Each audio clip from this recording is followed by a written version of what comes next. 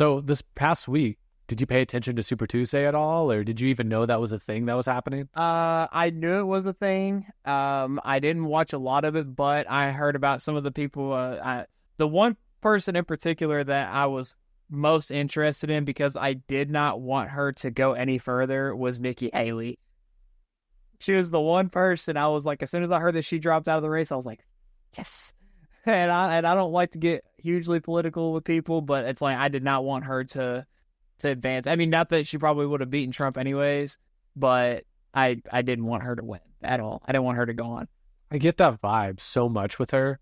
The perception I get, at least, is everyone either loves her or hates her. I think the reason a lot of people dislike her is she seems like the status quo in a sense. She seems as though she's not left, she's not right, but she's part of the game, if you know what I mean by that. Like, she knows how to play the game. She's being funded to win the game. But I think we're finally at a point in time where maybe the general public is aware that there's a game, or at least enough of the general public. And so she got obliterated, I think, in every state except for Washington, D.C., which isn't even a state, but, you know, they can vote and whatnot now because rules changed. But yeah, she got absolutely destroyed. And what's wild is Trump seems like this is like his race to lose. There's no competition at all because she dropped out after Super Tuesday too.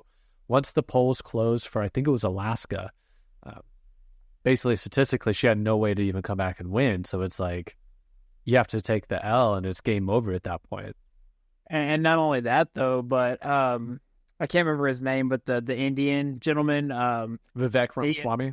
Yeah, he endorsed Trump, so like he already dropped out like well before Super Tuesday was even close by. He was like, you know, like I'm dropping out. Like I think his main goal throughout the first part of like, you know, running for the election was just to get people aware of like, this is what's happening in your country. You need to like, you know, figure some stuff out and do something about it, or this is what's going to happen.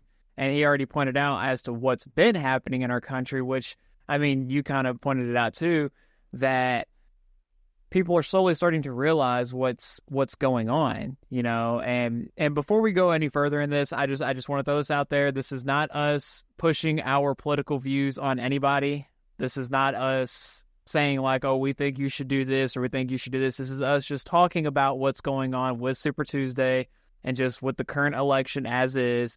And we have no political affiliation with anyone. We're not going to say anything about that. We're just going to kind of talk about what's going on and what's happening and what could possibly happen. So just wanted to throw that out there before anyone decides to come at us or watch this and then give us some sort of like feedback that, you know, and in turn bashes us in any way. So we just want to put that out there. Well, I think it was also wild too, just to piggyback off everything you said. I think regardless of where someone sits on the spectrum, unless they totally are disconnected from, you know, the real day-to-day life of an American, is that I think most everyone's fed up, regardless of what side they sit on. And especially after Super Tuesday, I think a lot of people realize, yet again, we're going to have like the battle of the geriatrics. That's what I'm calling it, at least. Yeah. Am I saying that a little bit tongue-in-cheek? Possibly. But it really is just going to be a rematch of 2020. Nothing new, nothing crazy, but, and I guess I'll also preface, for those who aren't aware, we're using this term Super Tuesday. Really all Super Tuesday is the primary elections. So, you know, you have the presidential election, which is in 2024, it'll happen in November for the actual presidential race or the nominee to be president.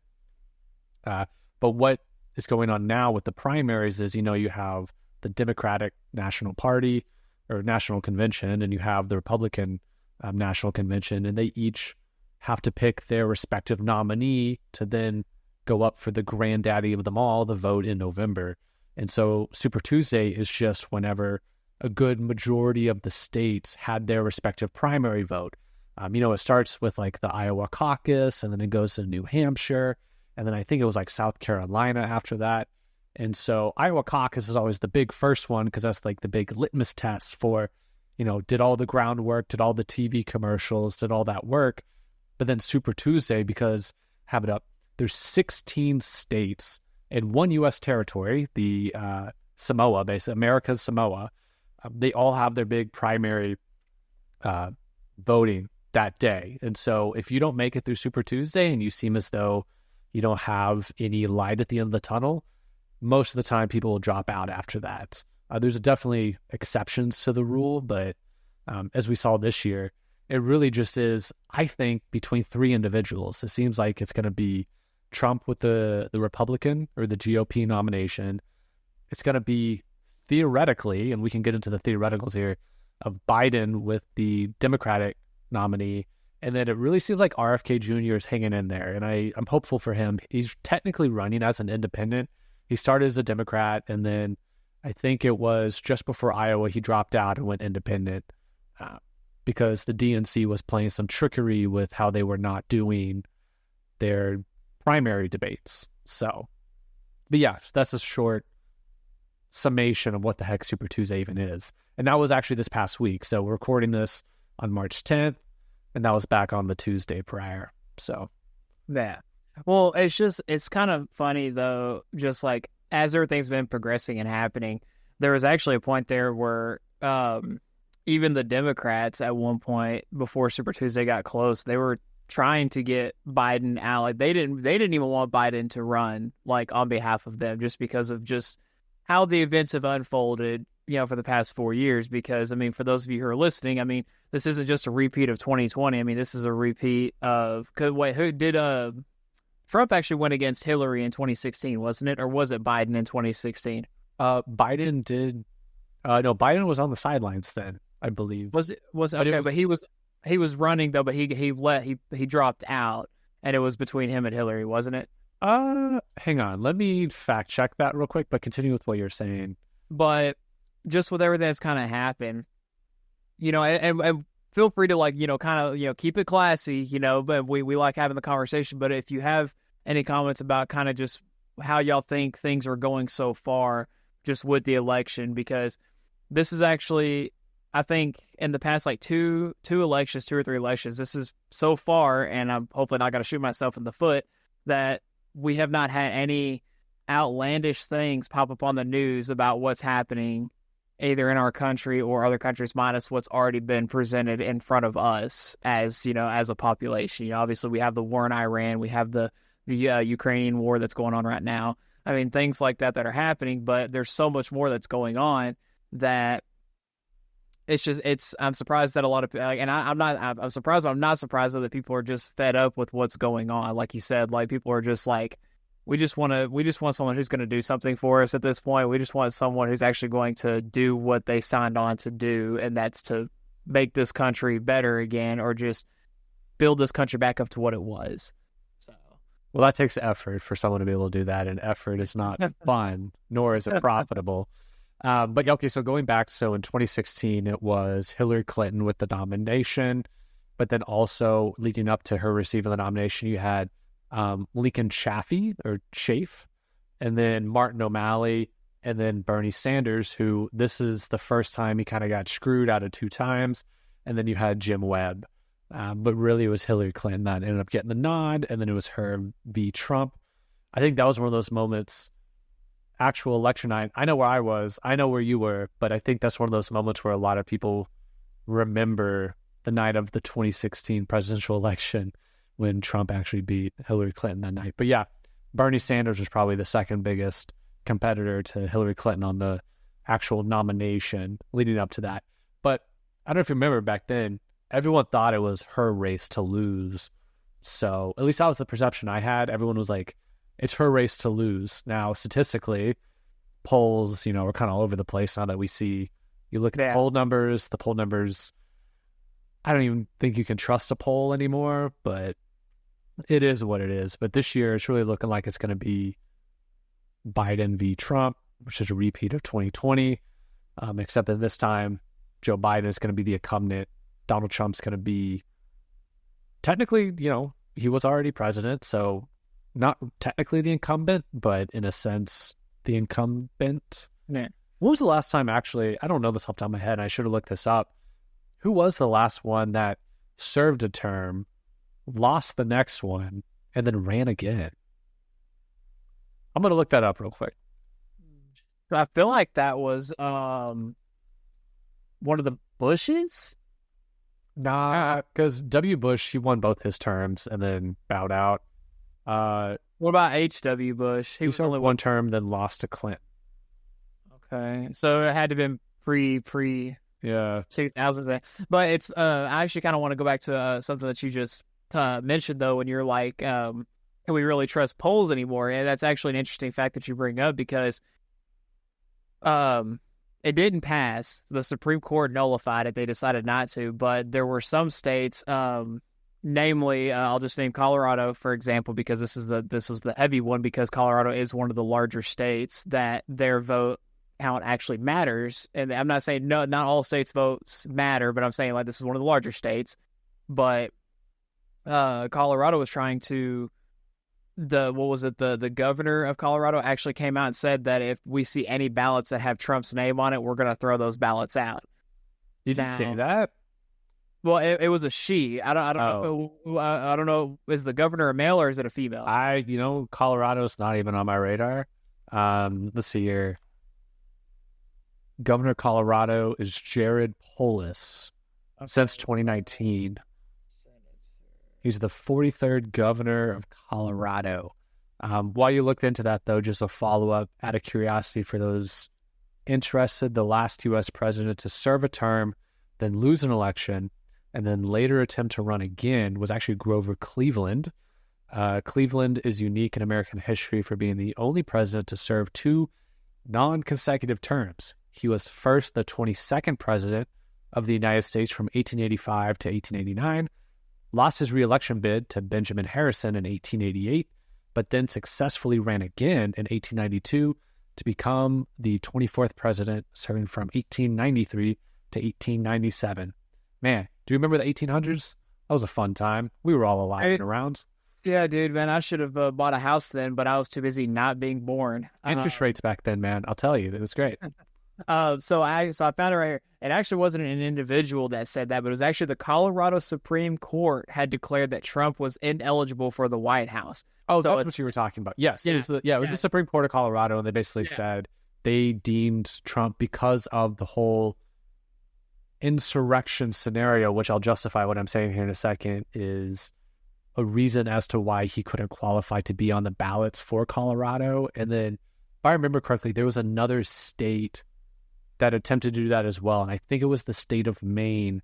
But Colorado, the weird thing is they're using this whole insurrection clause, but Trump has not been convicted or accused in a court of law of an insurrection. Only thing... Go ahead. I'll say the only thing that about that is, and again, this isn't just talking about him, but we can refer to any politician, but everything that they were trying to take him to court for, nothing was proved. Actually, just recently, the state of New York fined him $355 million because for some real estate investing stuff. I can't remember exactly what it was, but they find essentially he has to pay the fine, but they're doing everything they can, it seems, to knock him off as to like what's with just everything that's happening right now to keep his mind off the election. But to me, it doesn't seem like it's affecting him at all. He's just doing what he's doing. But after the Colorado came in and did what they did, the U.S. Supreme Court unanimously decided that you can't do that. Like he's allowed to run for president. He will run for president. And so they nullified Colorado's decision immediately and put that out there that no state is allowed to make that decision that, whoever runs for president, like, votes are allowed. Now, when we go back to that point that you made about trusting the polls, can we really trust the polls now, though, because of that? When you have a female government official come out and other multiple officials come out and say, if Trump's name is on a ballot, we're going to throw those out, how could you actually trust who's going to win the election? Like, you can't. And that's an unfortunate truth. And it also goes back to mail-in ballots. Like they're talking about, like, oh, if you don't want to go in, you can mail it in. No, I'm sorry. You should have to have a photo ID. You should have to physically be present at a place that shows that you are a U.S. citizen to vote. And that's just to make sure that everything goes as it should. But even then, I feel like it's still hard to tell what's right and what's wrong. Yeah, no, I think it's tricky because you're seeing people make the argument with the insurrection scenario, but it factually wasn't an insurrection, regardless of what you think about what happened that day. Terrible scenario, shouldn't have happened, et cetera, et cetera. But if you look at it, what is it? It's one of the, I'm trying to remember the clause that they're using they were trying to disqualify him from being on the ballot, but they're going back to, it's like legislation that was put into place after the Civil War, because they were trying to, this was the period of time where they're trying to disband any Confederate politicians from being elected back into federal government, because it's like, it's a, in my opinion, it's a just punishment. It's like, hey, you were in the government, you decided to break away from the government, we're not going to let you back into the government. We'll let the next generation in, but like, you're done. And that's basically what they're trying to use, is legislation that was written for that kind of purpose, to disband him from even being on the ballot, which was wild to begin with, because that just that puts a lot of what ifs scenarios into, well, if this can happen, then what else can happen, you know? Yeah. Well, it says right here, though, that within that insurrection, it says the Colorado Supreme Court on Tuesday, now again, this is back in December of 2023, barred Trump from state's ballot under Section 3 of the 14th Amendment, which prohibits anyone who swore an oath to support the Constitution and then engaged in insurrection against it from holding office. The thing is, though, is I don't know any politician currently right now who has actually supported our Constitution in any shape, form, or fashion. The entire Constitution, not just picking one amendment out of the Constitution, but supporting the entire Constitution and done what's best for our country on behalf of that Constitution. And so we could definitely talk about, that in a different episode, as far as like, is the Constitution outdated? Like, we could definitely have conversations about that, but the way I see it is, it was written, it's a part of history. If it's not important today, then why do we still have the document? I'm just going to leave that at that. But as far as the insurrection claims, though, they're essentially saying that he didn't hold this country's best interests at heart. But I mean, in my opinion, and I could have just been totally oblivious to half the stuff that happened, but I didn't see anything out of the ordinary when he was in office that you would normally see out of any politician who takes an office in any setting. No, that makes sense. And to be fair, there probably are some folks in Congress and like basically all phases of the House. There's probably some politicians that do intend to follow the Constitution as close as possible, but they are definitely the minority of the bunch. They definitely don't have as much pull as the others do. What I do think is really interesting, though, polls aside, going back to Super Tuesday, at least on the Republican side, Trump absolutely swept the nation, except for, I'm looking at it, it looks like Nikki Haley technically won Vermont. I know she got Washington, D.C. She did not get her home state of South Carolina before that. Let me see what else. But just to give you an idea, so let's start with Texas. That's where we're at today. Texas is a very pivotal state in the sense that we got a lot of delegates to throw at people. Texas, Donald Trump got 77.9% of the vote. Haley only got 17%. He also got Oklahoma with 81%. Arkansas, 76%. Alabama, 83%.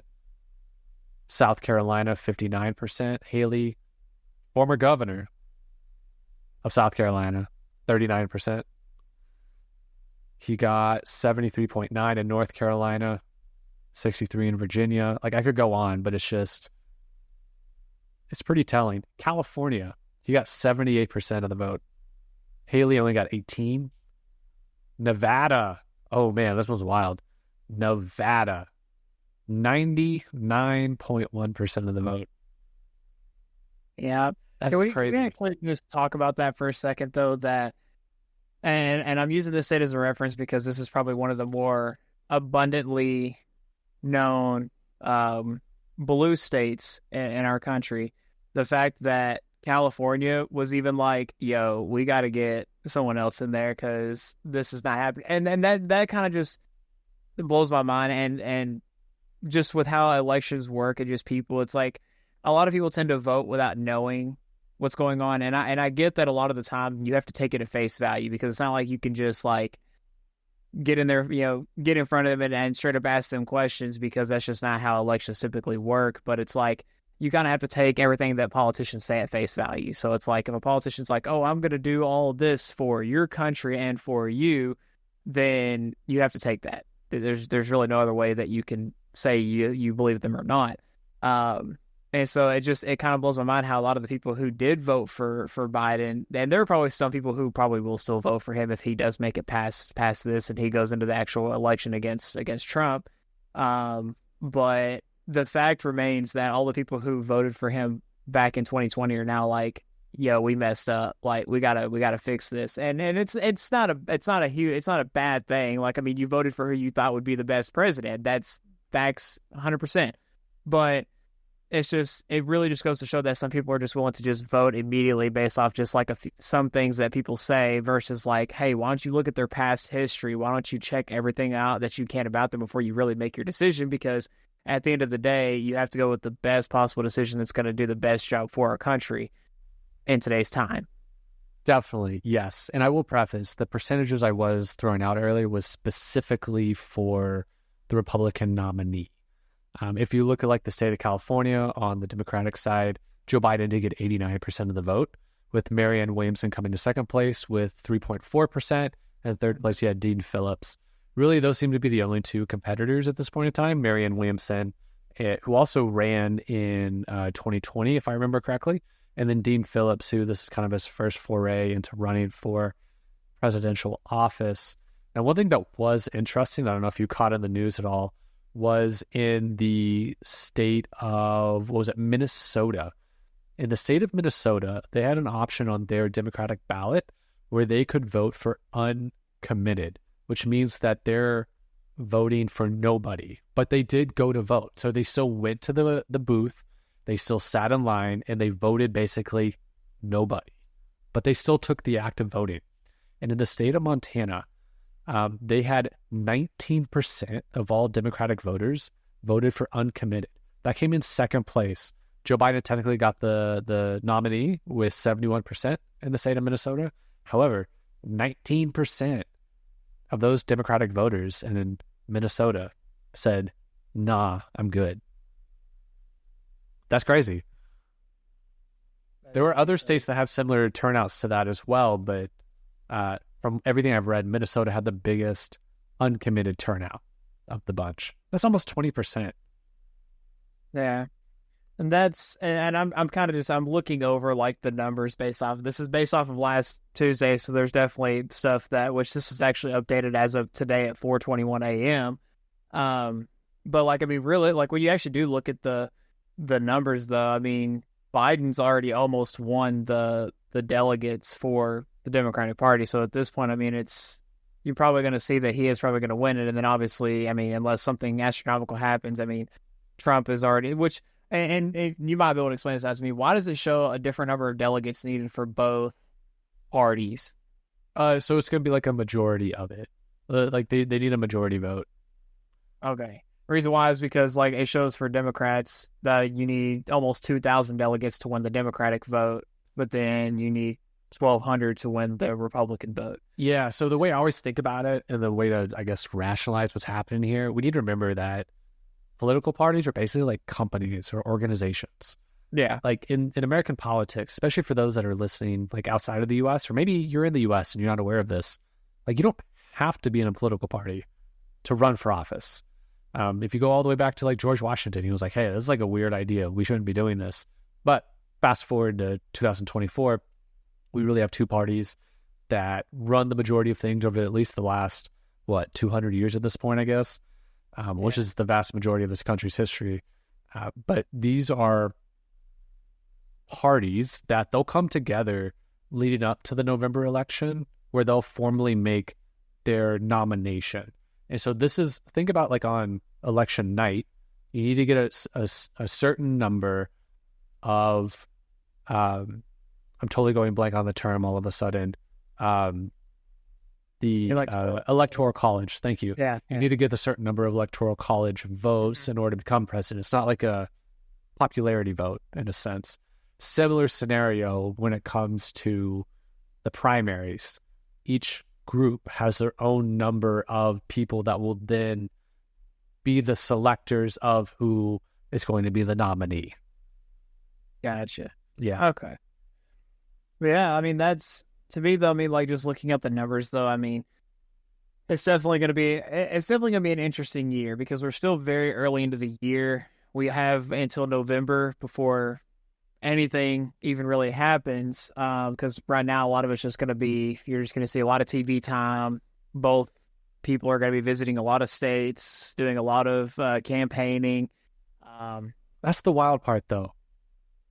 We haven't really seen too much of Biden outside of very specific outings. What I mean by that is about that, but there's definitely some legitimate theories there. One thing of note, though, was he was, I believe, the only one after Super Tuesday, after the polls closed and the votes were counted, he was the only one that didn't give a victory or a defeat speech. There's some legitimate theories behind that because a lot of politicians that have been in support of the war going on in Israel right now, where you have protesters that have their own respective opinions, and they'll basically just protest these speeches. There's been countless videos, you can find them all over the internet, of this happening. But the idea would be, if you don't speak in public, then you don't have to worry about there being negative video of this happening, if that makes sense. And I mean, respectfully, I mean, I feel like that's a lot of the reason why we've been seeing less and less of him on TV is because, like, it's the election year. Like, they want to make him look as good as possible, but they can't have him on TV to do so. Which, to me, again, I have my opinions about it, but if you want to have a president for the people, the president needs to be involved with the people and in front of the people. Like, if you can't actually have a president that's in front of the people, then why is he the president? Like, you need to have someone that's going to be visible exactly to your people that voted for you, you know. And so it's definitely going to shape up to be an interesting year. I mean, it's really, yeah. I mean, I obviously we can cut around the chase, but we already probably know who's going to win. I say that in a loosely way, but based on the last 4 years, I mean, I feel like we have an idea of who's probably going to take it to the end. But again, can we trust the polls? Like, what's actually going to happen throughout this year that's going to derail stuff? Like, there's also these ideas that are floating around. And this was actually something that was talked about last year and last November, that there was just so Biden could stay in office, because they knew that Trump was going to run again and probably win. There was at one point where they thought that they were Biden was going to declare emergency powers because of the war in Ukraine, and he was going to get to stay in office because that's the only way he could stay in office. And then he would stay in office until that war was done, or if it ever finishes, so to speak. Granted, that didn't happen yet. But we just really don't know. Keyword, yet. Yet. That's the thing I've been sitting on, man. I think something's gonna happen sometime around November. I don't know what that is. Also very eerie just thinking about how, like, AT&T, Verizon, and T-Mobile had their outages, and it makes me wonder. Before we go down that rabbit hole, because I want to go down that rabbit hole, but let me ask you this. I'm for it. Let me ask you a very pivotal, predictive question here. Do you think Biden makes it to November? And what I mean by makes it, not that he'll pass. I mean, do you think and when I say they, I don't know who they are, but do you think they will let him actually be the nominee? Or do you foresee, like, in my opinion, I could foresee a scenario where like a Gavin Newsom, governor of California, swoops in. He's here. He's Superman. He's going to save the day. Or, you know, you hear rumblings about Michelle Obama all the time. She's very much on record saying she has no interest. I think she knows how stressful it is, regardless of if you want to do it or not. But, like, do you think Biden makes it to November? So there's actually been a couple things, like, and this kind of ties into like the rabbit hole that we're about to go down. So prepare yourself, folks. But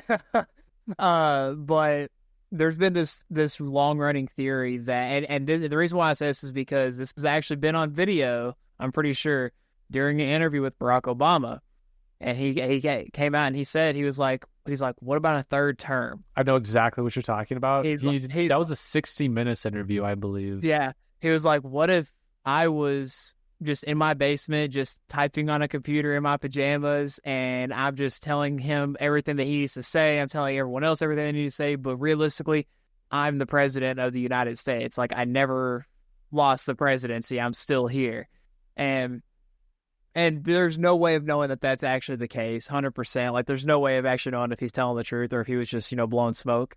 But as far as him making it to November, I mean, I could see that happening. And the reason why I could see that happening is because kind of what I said at the beginning is, like, there are some of the people in the Democratic Party who are like, yo, we've got to do something. Like, we can't let him win this election. Like, and that's going against their own presidential nominee on their side. And respectfully, I mean, he is old. And I've said this before and I'll say it again. I don't think that people who were born in the 1920s and 30s should still be running our country right now. Like, I'm not saying get people that are younger than us in there, because I'm only about to be 29, so I would hope that we don't get people that are younger than us, but we need at least people who are 10 to 15 years older than our age range going in there and taking things over.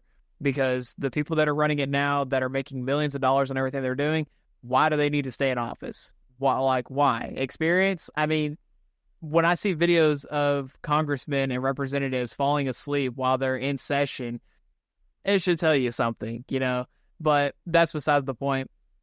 I could see something like that happening, though. I could see where someone coming in, like they actually have like a surprise nominee that they're going to bring in at the last second right before November hits, and taking over as the Democratic nominee. Now, whoever that may be, again, there's so many out there to choose from. We have no idea. It could be anybody. But I just see that there's something is brewing, something is on the horizon, and unfortunately, probably around November, the U.S. is actually going to be a part of it. Now, whether or not people want to acknowledge that and go about their daily lives and not think about it, that's on them. But and I can go about my daily life doing my job, but at the end of the day, like, there's something in the back of my mind that I'm like, hey, like, you know, something could happen, and as we're about to go into this rabbit hole, you'll understand what we're talking about. So, yeah, no, definitely. So just to go back, two things real quick for those curious. In the House of Representatives, we refer to it as Congress. The average age as of March 2024 was 58 years old. And then the Senate, which is slightly older, they have an average age of 64 years old. So it's just interesting there. You have to at least be 34, I believe, in order to run for president currently, but we have no age gaps or age caps. I thought it was 35. Is it 35? I think it's 35. I'm not going to lie. I've considered running for president at one point. I'm not going to lie. I thought about it very heavily. Oh, I'm mistaken. You're correct. So it's like 35. Riley Farrell for president. Yeah, you're right. No, it is 35. 35 years of age. So going back to also when Obama was joking about the third term, for those that were curious, that was on The Late Show with Stephen Colbert.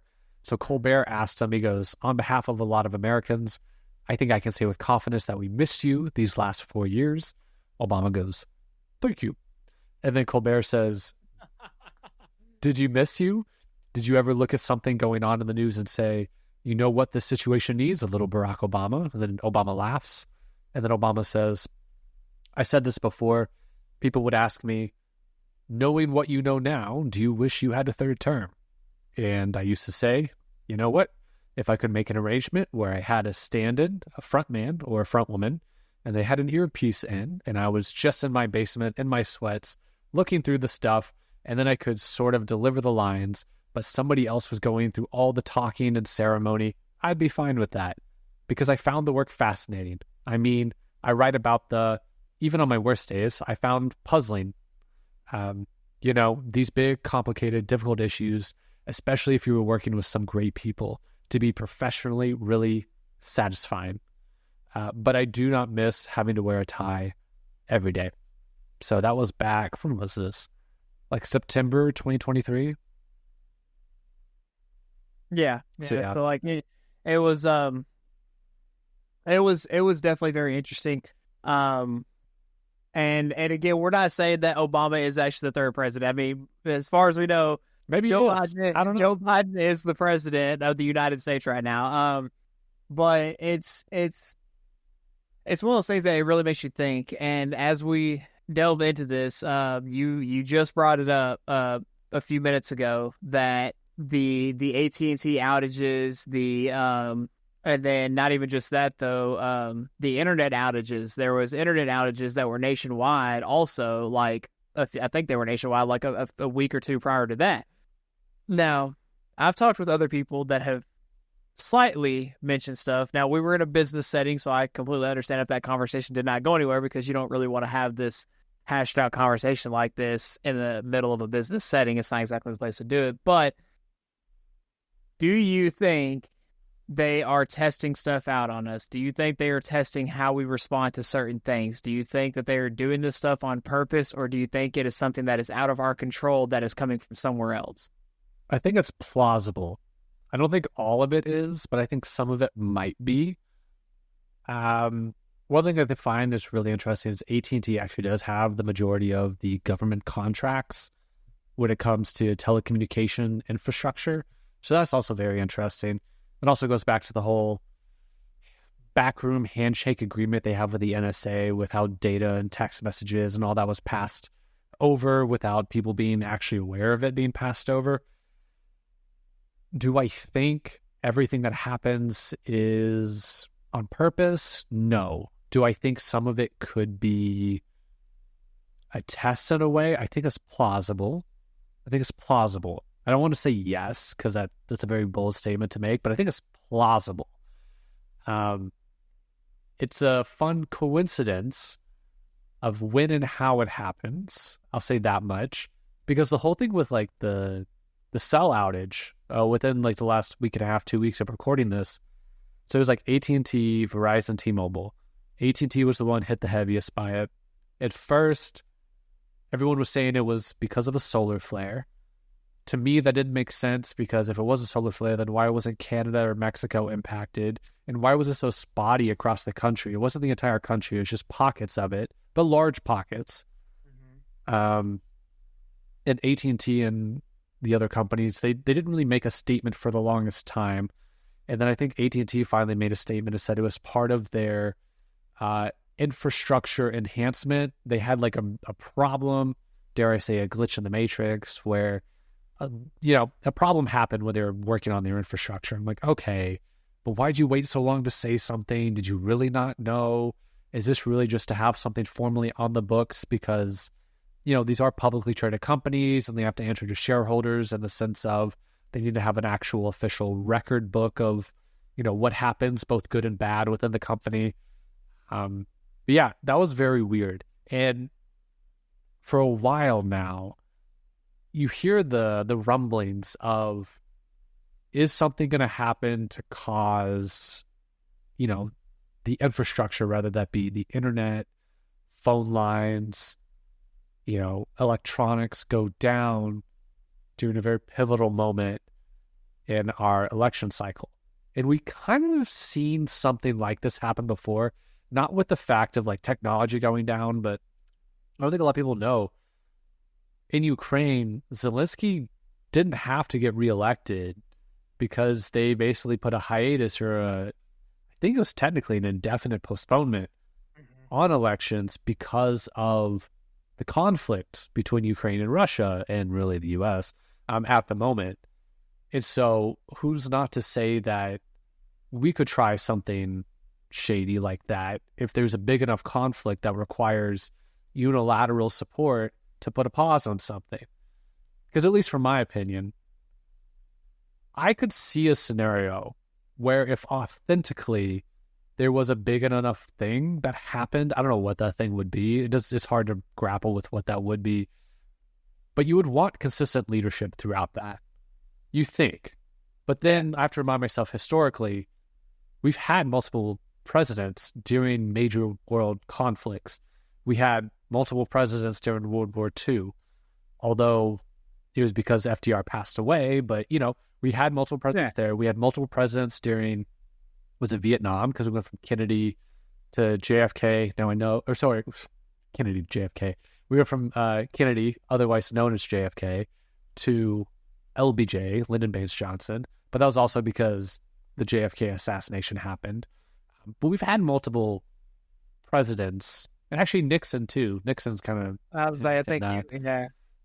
But yeah, so it wouldn't be the first. But now, also too, you can't forget, and I want to ask a question, not just to you, but to our viewers also. But the Facebook outage, the Facebook and Instagram outage that happened last week, also, where Facebook and Instagram were down for only a day. So I mean, don't get me wrong. I mean, you didn't get to post your selfie for the morning, and you didn't get to take a picture of your breakfast or your lunch, whatever the case may be. But the fact remains, though, that social media, at least the two main forms of social media, minus Twitter, all went down. Like, they were just completely just shut down. Like, a lot of people thought they got hacked. A lot of people thought they got banned. Like, I saw so many posts about it, and all the while I'm over here just Googling, like, hey, why can't I log into my Facebook account? And the next thing you know, an article pops up that says, like, they gave an announcement that says, hey, like, we had some stuff happen. We, a lot of people got logged out, and it affected only, a few 10,000 people.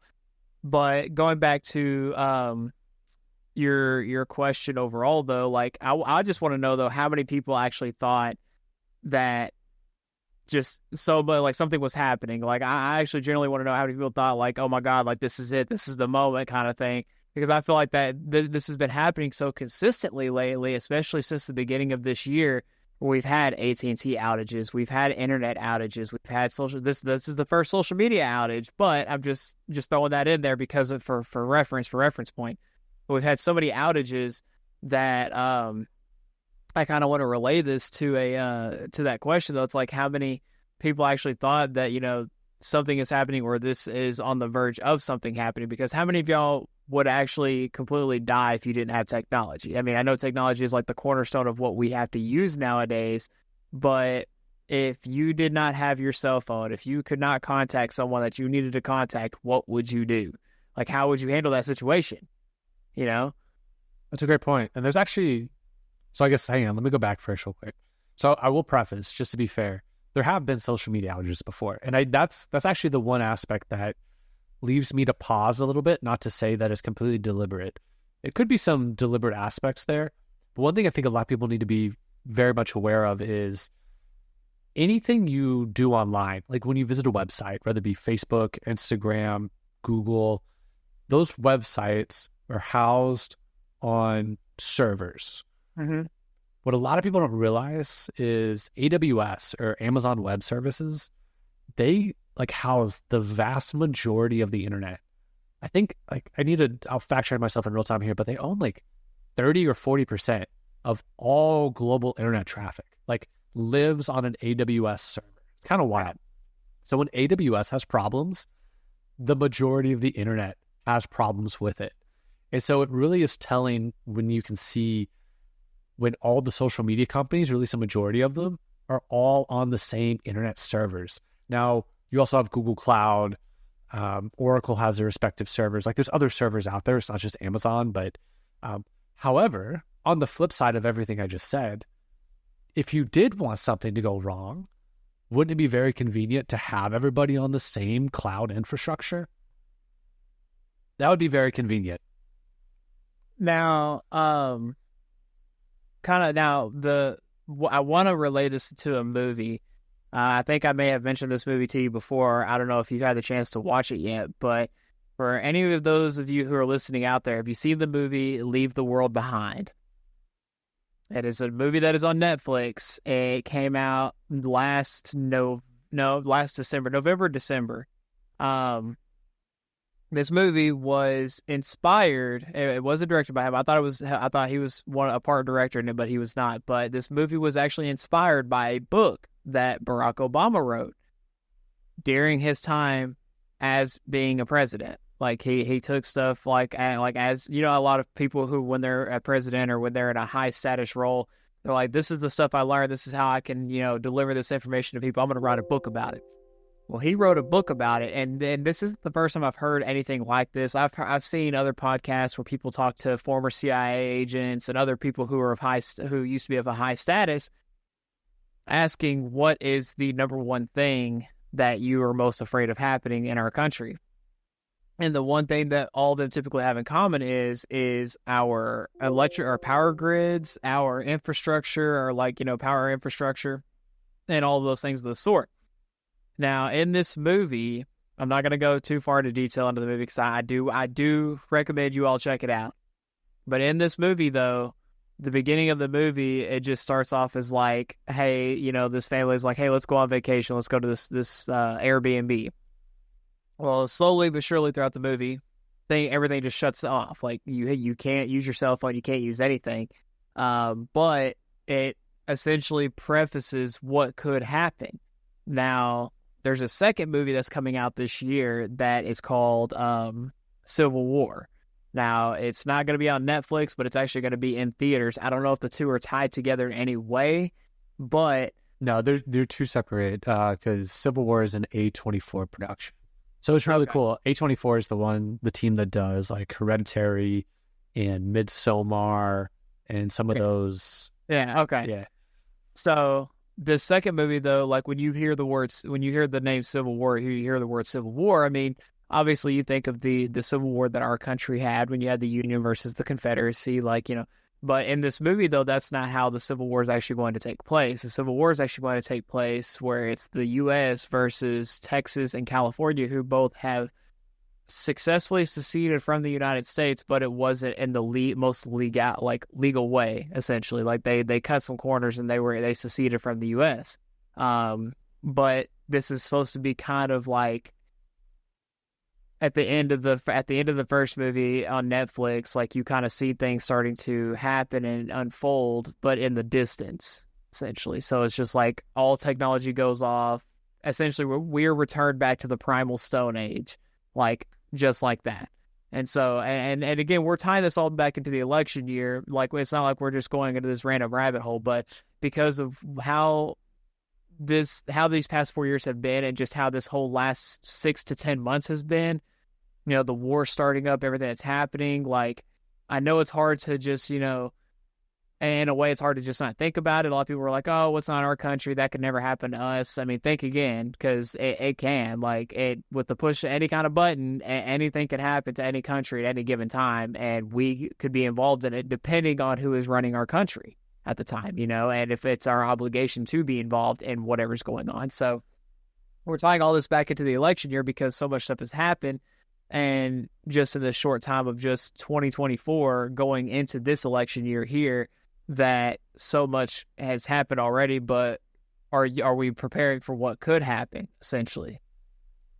No, definitely on the same page there. I do have to kind of fact check a few things here because I got curious. So Leave the World Behind, the movie, is based on a book, a 2020 novel, but it's not written by Obama. It's written by Ruben Olive. There was one that they got. I don't know if it was a different one. Yeah, but the Obamas own the production studio that made the movie, so they are credited as executive producers. I could remember if he was a producer or if he actually had, because I knew he wrote a book. I just didn't know if any of the book. I think he wrote 2 books. I could be wrong. Yeah, but I didn't know if either of those had anything to do with that. I even looked it up myself at one point in time, but it gave me the wrong information, I guess. So yeah, no worries on that. This is why we fact check ourselves here, so that we don't have to rely on you to do that. So, and the other thing is, whenever I look at I want to like that Civil War movie so bad. I know it's not even out yet to be able to go see it, but it comes out next month, I guess. Oh wait, it premiered at South by Southwest in 4 days. Interesting. Okay. Yep. I I can't take serious the way that they mapped out the way that Civil War happens, how they have like California and Texas teamed up, and then they have like the middle states where it's like, I used to have a map for it. Hang on. It's Are you talking about the vertical middle states like the Dakotas, Oklahoma, Kansas, all those? Or are you talking about going horizontally? no, it's here. I got it pulled up. It's California. Here, I'll pull it up on screen real quick again. Let me make sure I get this loaded up here.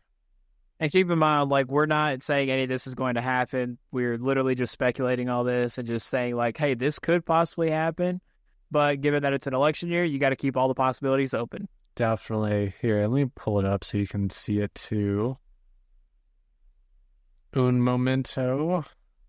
No worries. But just for those of you who are listening, though, or who have listened to this, like, we definitely would like to hear just kind of like, your opinion. Like, your opinions are welcome within reason. Keep it classy. But we just want to know what some of y'all have thought about as far as, what we're talking about and just how y'all think this year is going to shape up. Yeah. So with this like A24 Civil War like movie map, they have the Republic of California, the Republic of Texas, and then they have like these Western forces where it's Utah, Wyoming, Montana, Idaho, Washington, Oregon, the Dakotas, and Minnesota. But then it's weird because they have a gap where they don't include Nevada, they don't include Colorado, they don't include New Mexico or Arizona. Those are still considered loyalist. And then they have the Florida Alliance, which is like Oklahoma, Arkansas, Louisiana, Mississippi, Alabama, Georgia, Florida, and Kentucky. Sorry, no, Tennessee. It's Tennessee. But it's like they have Kentucky is loyalist. South Carolina, North Carolina is loyalist. Nebraska is loyalist. Like it's interesting how it's broken out this way. But then when you dig into like who actually wrote the screenplay for the movie, they're an Englishman, so it's like they're not even an American. They don't like partake in our culture per se. I think it's gonna be a fun movie. Don't get me wrong. I'm gonna go see it. I love the idea of having Nick Offerman as president of the United States. But when I look at that, I'm just like, there's no way this would happen in real life. I don't see the states breaking away this way. No. And the other thing I also think through, and curious to hear your take on it, is like, I don't think it's even possible to have like a hot civil war. Like, I don't think we would ever see like boots on the ground in the sense of like how we think of war. Because think about all the military conflicts the U.S. has found themselves in over the last 100 years. Maybe not 100, last 50 years. Like, there's rarely truly boots on the ground. It's a lot of drones going in, doing stuff. And again, I'm probably totally wrong on this, and I'm okay with being wrong on this, but you want my honest opinion? Yeah. I think we've been in a civil war for the past 4 years. I think that's safe to say. There's definitely a lot of conflict. Because, and again, I have no issue with who you are, what your political views are, what your religious views are. By all means, do whatever you want to do at the end of the day. I mean, I can sit here and talk about my stuff all day, but if you don't want to hear it, I won't. Yeah, that is what it is. You don't have to listen. You don't have to listen at all. But with everything that happened in the past 4 to 6 years, and we had the quote unquote wokeism stuff that was going on, and we had the I can't think of what the term was for the fascism, like all that kind of stuff. That was all these terms that were being thrown around, and you see all of the like parts of Washington, like where there were square blocks that were taken over, and there no police officers, firemen, paramedics, no one could get in. It was total anarchy in those specific areas, and it wasn't even just Washington, but there were a couple other states that had the same stuff as well. But with all this stuff that was happening and no one could get any control over it, and granted, this could have been the news also too, just portraying this in a different way than what we thought was happening, but I think we were already, if not still, in a civil war. Now, tensions have died down a bit, sure, but I still think that there are people out there every day who, even though it seems like people are fed up with what's going on in the country, though, still can't get over their own issues that they have with each other.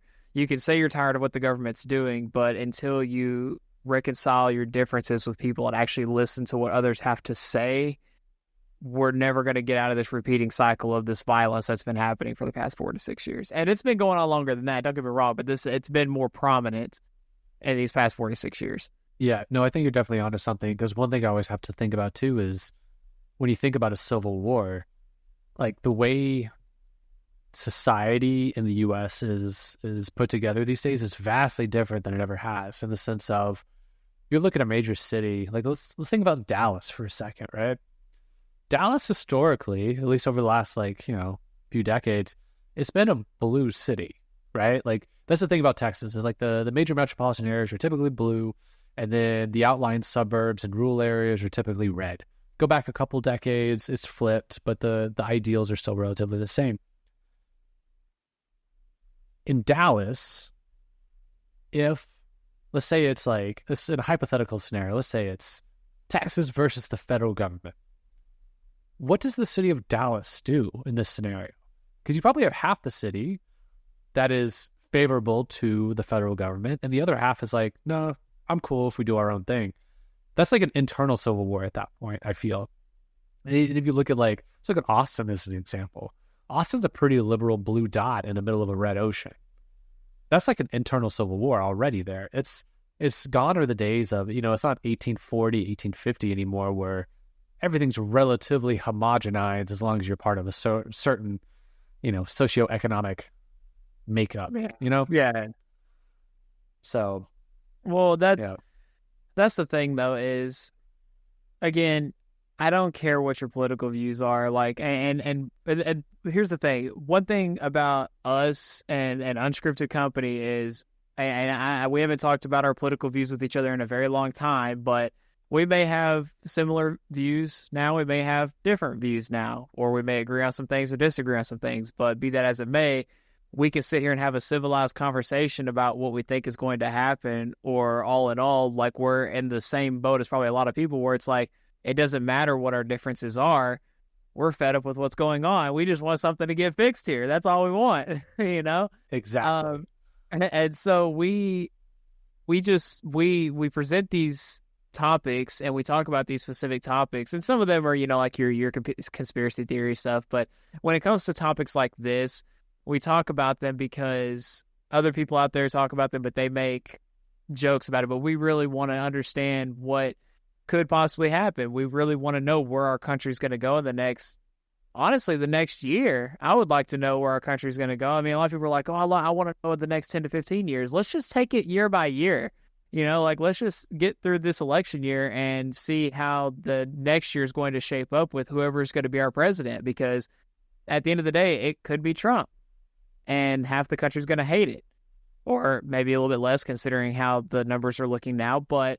Or it could be Biden, and again, half the country or less is going to hate it. We don't really know what's going to happen, but all we know is with how everything's happening, at some point, people are going to have to put their differences aside, and they are going to have to reconcile everything, and we need to just become a nation again and actually, be with each other, be on each other's sides no matter what.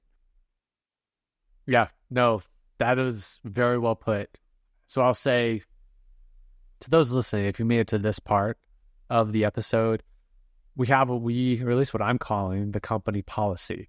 That means if you made it to the deep end of this episode, that means you at least got something out of it, right? You at least enjoyed hearing what we've been talking about so far. And I imagine you probably have your own opinions to dish out. Conveniently, there is a comment section. So what I want to do, if you're listening right now, follow the company policy. Give us a like if you made it this far. Give us a subscribe or a follow if you haven't done so yet. And then give us a comment. Let us know, what do you think is going to happen in 2024, especially in the month of November? And what's your honest take on where this country is headed? If you're listening on Spotify, there should be an area for you to comment as well. Definitely want to hear all your feedback. We try to respond to every single comment in that comment section. But Riley, any last words? Because what you just said was very eloquent, I'll say.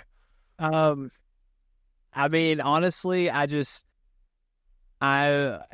don't take this with a grain of salt, but I'm excited, but I'm also a little scared. If I don't want to say terrified, because I'm not terrified of what's going to happen this year, but I'm a little shaken about what could possibly happen this year, because I mean, at the end of the day, I mean, it's our government with our lives in their hands, you know. So what else could we really do? But you know, again, we talk about this stuff to bring potential issues to light, but we talk about it in an elegant way, if you will, to where we just want people to really get involved in the conversation, because, you know, the conversations can really only get started if people are actually involved in the conversation. So again, as what my colleague here said, if you have any questions or comments, or if there's anything specific related to any of this that you want us to do a whole episode on, feel free to leave it down in the comments, and you know, we'll be happy to put it on the list at some point. But you won't know when, so you got to come back and listen to all the episodes until then.